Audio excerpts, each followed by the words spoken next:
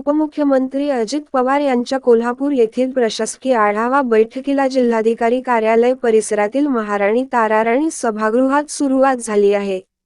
10 वाजता बैठक असताना 5 मिनिटे आधीच अजित पवार आल्यामुळे अधिकाऱ्यांची तारांबळ उडाली. पोलिसांनी यावेळी कडक सुरक्षा व्यवस्था ठेवली असून शासकीय ओळखपत्र असल्याशिवाय कोणालाही आत सोडण्यात येत नव्हते.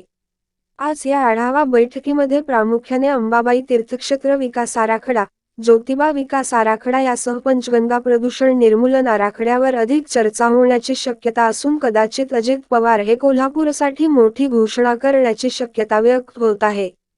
तत्पूर्वी पवार यांनी शासकीय विश्रामगृहावर प्रमुख कार्यकर्त्यांच्या गाठीभेटी घेतल्या. आज पवार यांचा कोल्हापूर जिल्ह्याचा भरगच्च दौरा असून भाजपचे खासदार धनंजय महाडिक यांच्या भीमा कृषी प्रदर्शनाचा समारोप त्यांच्या उपस्थितीमध्ये होणार आहे. यामुळे राष्ट्रवादीच्या अजित पवार गटाच्या कार्यकर्त्यांमध्ये उत्साही वातावरण असल्याचे दिसून येते.